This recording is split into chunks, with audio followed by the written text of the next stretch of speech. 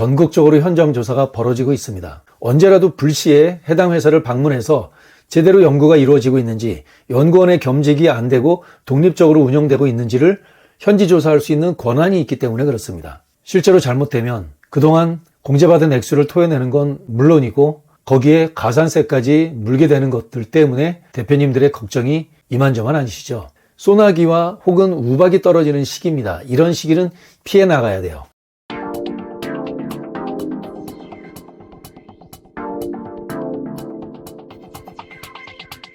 기업부설 연구소랑 연구개발 전담부서를 설치한 기업에 대해서 전국적으로 현장 조사가 벌어지고 있습니다. 그런데 어쩌다가 아니고 기습적으로 벌어지는 것이 대표님들의 느끼는 어려움들이에요. 심지어는 연구소를 방문해서 책상 서랍도 열고 직원인 연구원을 만나서 취조 같은 이런 일도 벌어지고 있습니다. 이렇게 기습적인 세무조사 같은 이러한 느낌에 대해서 대표님들이 어려움과 고통을 호소하고 있어요. 마치 범죄자 취급당하고 있는 그런 느낌까지도 있다라고 합니다. 물론 이런 경우는 심한 경우이긴 하겠죠. 이렇게 걱정이 많은 이유가 몇 가지가 있는데요. 사실 관공서에서 뭔가 조사를 하러 나온다는 건 어떤 대표님이건 부담감이 많은 게 사실이에요. 연구소를 현실적으로 제대로 운영하지 못하는 대표님들이 꽤 많이 있으시고요. 사실 연구원이 연구에만 전담하는 것이 아니라 이것저것 겸직하고 있는 것도 실은 사실입니다. 어떤 경우는 무늬만으로 연구원으로 등록해 놓은 경우도 비일비재하기도 합니다. 어떻게 세금 공제를 받았는데 제대로 된 연구 증빙이 없는 기업, 여러 가지 어려움이 있을 겁니다.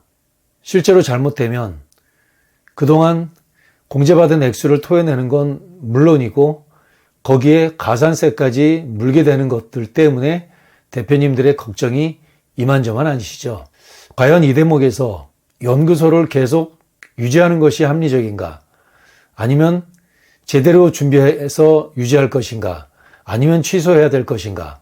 이런 걱정이 많으실 겁니다. 우리나라에 연구소가 법적으로 설치된 것에 대해서 감시, 감독하는 기관이 두 군데가 있습니다. 한 군데는 과학기술정보통신부 산하의 산업기술진흥협회, 즉 산기업 혹은 코이타라고도 말하는 이 기구는 연구소를 최초에 설립 신고하는 것을 인증을 해주고요. 그 이후에 제대로 연구소가 유지되는지, 제대로 운영되는지 감시 감독하는 기능을 갖고 있습니다. 그래서 해당되는 중소기업을 불시에 기습적으로 방문해서 제대로 이루어지고 있는지 늘 현지 실태를 조사하는 것이 이 기관의 업무이기도 합니다. 그래서 현지 조사의 결과 문제가 있으면 청문회도 벌이기도 하고 심지어는 취소를 하는 처분을 내리기도 합니다. 일종의 행정관청입니다. 또 하나는 국세청이 감시감독기구이기도 합니다. 왜냐하면 연구소 운영하면서 세액공제를 매년 받고 있는데 제대로 운영해서 연구 결과가 있고 그에 따라서 1년에 한 번씩 정식으로 세액공제를 받은 건지, 과거에는 유명무실했던 것이 사실이지만 2020년도 들어서 정식으로 법 개정이 되면서 국세청이 개별적인 기업부설 연구소나 연구전담부서의 연구에 대해서 들여다볼 수 있는 권한이 생겼습니다. 이 제도의 정식 명칭은 연구인력 세액공제 사전심사 제도라는 이름으로 도입된 것인데요. 이 제도는 의무는 아닙니다. 권장사항이기도 하기 때문에 기업이 개별적으로 선택할 수 있기는 합니다. 그런데 갈수록 점점 국세청의 이러한 사전 조치 사항이 점점점 권장사항을 넘어서 의무 강제 조항으로 넘어갈 것으로 보입니다. 시간이 언제가 될지는 아직은 예측하기는 어렵지만요. 이 제도를 활용할 기업이 있고 활용하지 말아야 될 기업이 있습니다. 활용을 해야 될 기업은 이런 기업이죠. 평소에 연구개발 활동과 관리가 정말 잘 이루어진 기업, 연구활동이 활발하게 이루어지는 기업인 경우는 적극적으로 사전심사 제도를 활용하는 게 매우 좋습니다. 그러나 하지 말아야 될 기업이 있죠. 연구개발이 형식적인 기업, 연구원이 겸직하고 있는 기업, 혹은 세액공제를 받기는 했지만 인건비 세액공제는 받았는데 경상개발비나 이런 각종의 잡비 같은 것들을 제대로 신고하지 않은 기업들 있죠. 이런 기업은 걱정이 될 것으로 생각을 합니다. 국세청에서 권장하고 있는 이 제도의 핵심 내용이 이렇습니다. 인건비에 대해서는 연구원 등의 급여 대장이 어떤 기업이라도 다 있죠. 준비하는 데 문제가 없습니다. 그러나 재료비에 대해서 약간의 의문이 있죠. 연구개발 업무에 사용하는 견본품이나 시제품, 재료비 이런 항목들에 대해서 꼬리표를 달아야 되는데 이런 경상개발비 항목에 대해서 꼬리표를 잘 달지 않습니다. 또한 특허에 대해서 출원을 하고 등록하기도 하는 경우도 있지만 이런 과정들에 대해서 연구노트가 평소에 잘 준비되어 있지 않는 경향이 많은 기업들에게 있습니다. 연구노트, 연구계획서, 연구보고서 등 연구에 대해서 활동을 할 수 있는 제반 증빙 자료가 있는데 이런 것들을 꼼꼼히 잘 준비하지 못하는 기업의 어려움이 현실적으로 존재하죠. 이제 이런 결과에 이를 것 같습니다. 연구소 운영 어떻게 될까? 세 가지로 나누어질 것 같습니다. 첫 번째는 무늬만 연구소나 전담부서가 있는 경우, 두 번째는 연구원이 연구 업무만 고유로 하는 것들이 아니라 영업, 마케팅, 기타 관리 이런 것들을 현실적으로 겸직하고 있는 기업, 세 번째는 실제 연구개발이 잘 진행되는 기업. 사실 무늬만 연구소나 전담부서를 운영하는 기업은 연구소 전담부서를 폐지하는 것이 정답이라고 생각이 됩니다.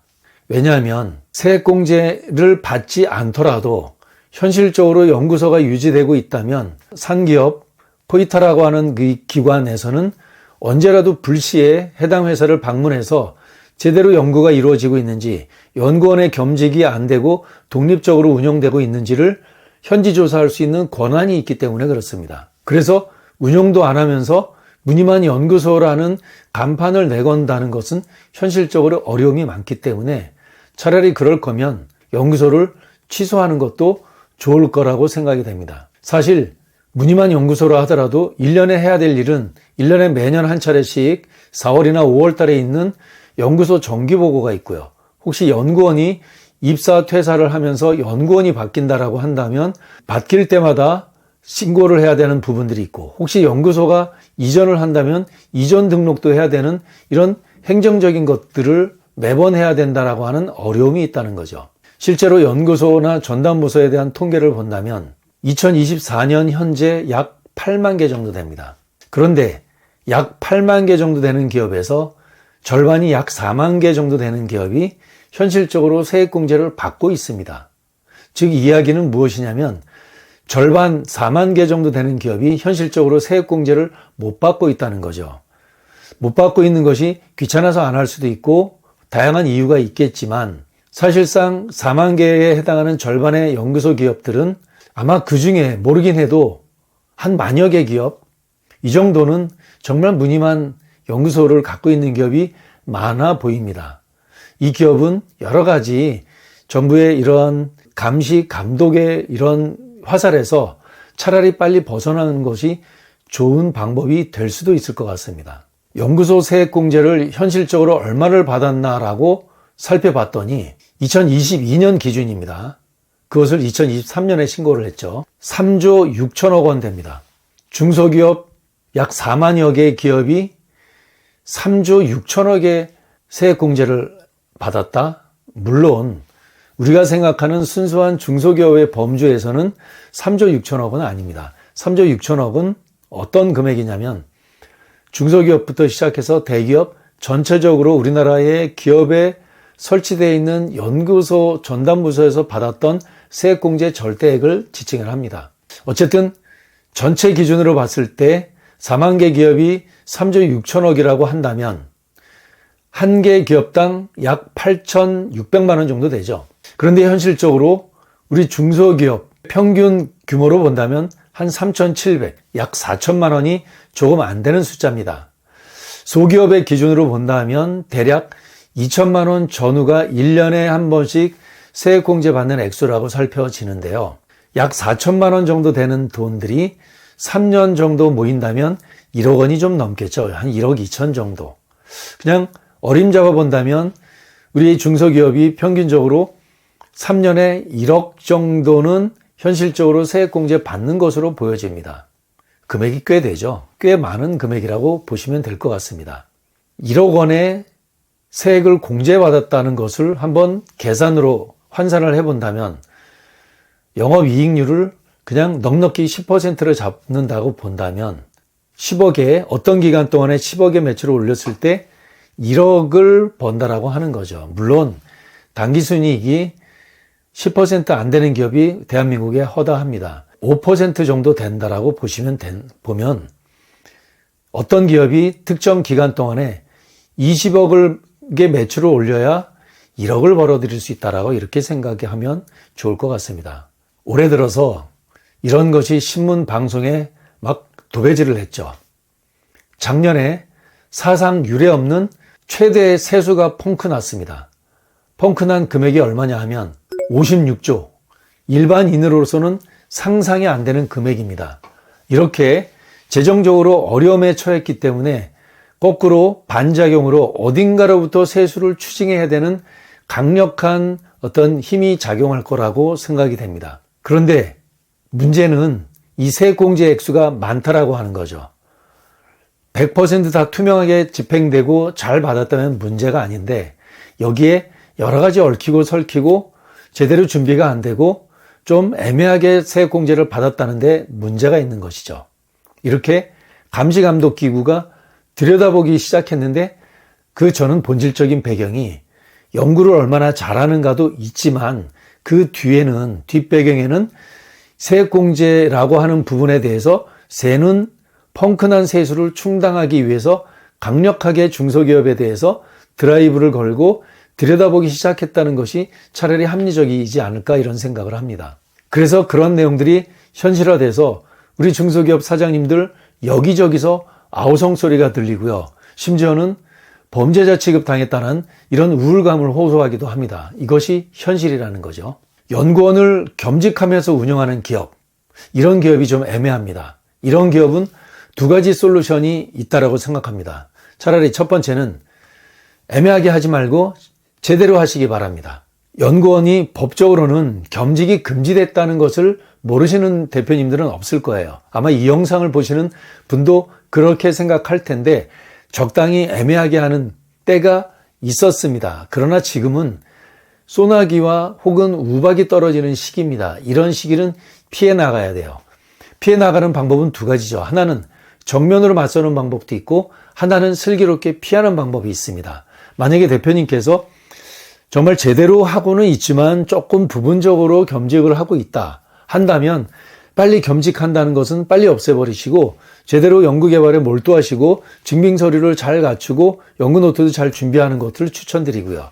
아니면 약간 애매해요. 연구는 살짝 하고 뭐 그렇지 않은 일이 더 많다 그러면 이렇게 소나기가 쏟아질 때는 차라리 연구소나 전담부서를 문 닫아놓는 것도 저는 추천드릴 수 있다고 생각합니다. 이렇게 어려움이 처할 때는 피해가세요. 피해가는 방법은 빨리 문 닫고 애매하게 세액공제 받고 애매하게 연구소 유지하려고 하지 말고 잘하시든가 아니면 정리하시는 것을 권고드립니다. 또 연구소는 단지 세액공제만이 아니라 감시감독기구가 감시한다고가 아니라 이런 중요한 사실이 있죠. 벤처기업을 받고 벤처기업을 유지하는데 중요한 지표가 되기도 하고요. 정책 자금을 받는데 벤처기업도 중요하지만 연구소가 얼마나 또 운영되고 있다 없다도 사실도 중요하고요. 국가 R&D 사업이나 정부 무상자금 사업을 딸 때 이러한 연구소, 벤처기업 이런 각종의 인증이라고 하는 게 기업의 스펙이 되기 때문에 참 고육지책으로 운영을 하고 있는데 이런 중요한 지점이 있기 때문에 애매하신 분들이 있다면 그냥 단지 세액공제 때문에 그렇다면 차라리 그냥 중지하는 것을 추천드리지만 때로는 벤처 가점, 정부 지원 사업 가점, 정책 자금 이러한 여러 가지 것들이 있다면 차라리 좀 잘 유지할 것을 좀 권고드립니다. 연구와 개발이 실제로 진행되는 기업이 있죠. 근데 이런 기업이 약간의 로스가 나는 경우가 있습니다. 사실상 잘 운영하고 증빙 서류가 좀 있기도 하는데 좀 미흡한 거예요. 그 이유가 초대 기업처럼 S나 H기업, L기업처럼 초대 기업들은 연구원이 뭐 수백 명이기 때문에 행정파트 따로, 연구개발 따로, 기획부서 따로 이렇게 있겠지만 대체로 연구소나 전담부서가 5명 정도 있으면 잘 있고 그나마 3명도 있기 어려운 것이 현실이지 않습니까? 그러나 그럼에도 불구하고 기업이 작더라도 연구개발이 활발하게 운영되고 있다면 이왕이면 행정적인 것들에 대해서 잘 구비하기 바랍니다. 굳이 인건비만 공제받고 그러지 말고 특허만 낸다 그래서 이거면 됐다 그러지 마시고 대표님 생각해 보시면 재료비도 있겠고요. 또는 어떤 원본도 있겠고 또는 목업도 있겠고 시제품도 있겠고 다양한 이런 형태의 내용들이 있을 건데 그것들을 신경을 안 쓰고 이런 증빙 서류에 꼬리표를 안 달라붙이고 그냥 알아서 기장세무서에서 그냥 하라고 하는 경우 많은데요. 이러시면 안 됩니다. 인건비 세액 공제 받는 것이 간단하잖아요. 요거는 조금 경상개발비와 관련한 이러한 부분들은 조금 손이 가는 거 사실이에요. 그러나 이왕이면 잘 할 것을 추천드립니다.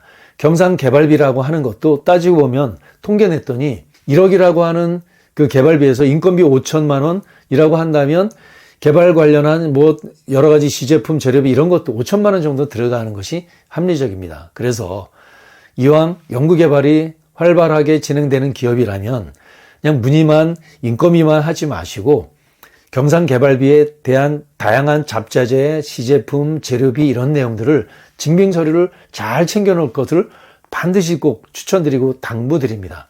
제가 예전에 현업 시절에 금융상품 개발만 오로지 한 5년 동안 한 적이 있었습니다. 이때 뭐 했냐면 일주일에 한 번씩 업무 일지를 냈고요. 또 한 달에 한 번씩은 내가 개발했던 것들에 대해서 비포, 애프터 그리고 새로운 과제들에 대해서 했고요. 최소한 분기에 한 번씩은 연구개발 아이템에 대해서 실제 사례 발표도 했고 현장에서 시연도 하고 다양한 일들을 했습니다. 5년 동안 하면서 연구는 어떻게 해야 된다는 것이 있는데 사실 그때 제가 몸담았던 기업은 초대 기업 중에서도 정말 초대 기업에 해당하기 때문에 오로지 연구에만 몰두할 수 있었던 것이 사실입니다. 그러나 우리 대표님, 우리의 중소기업은 현실적으로 그렇지 않죠. 그러나 그렇지 않다 하더라도 현실적으로 어려운 시기에는 잘하든지 아니면 중도에 정리해버리든지 둘 중에 하나가 답이라고 생각을 합니다. 오늘 영상은 대표님께 좋은 소식을 알려드려야 되는데 좋지 않은 소식을 알려드려서 매우 안타까운 마음이 있는 것도 사실입니다. 엄연히 법이 있는데 편법으로 운영하는 것을 권장드릴 수는 없습니다. 세수가 정말 너무너무 부족한 현실에서 우리 중소기업을 옥죄고 있는데 아마 이렇게 옥죄는 것이 아마 머지않아서 좋은 때로 돌아서지 않을까 이런 희망도 있는 것도 사실입니다. 경영은 리스크를 줄이는 게 핵심이라고 했습니다. 오늘 영상이 도움이 되었으면 좋겠습니다. 불철주야 기업 경영을 하시는데 노고가 많으신 대표님, 우리 중소기업 대표님을 응원합니다. 고맙습니다.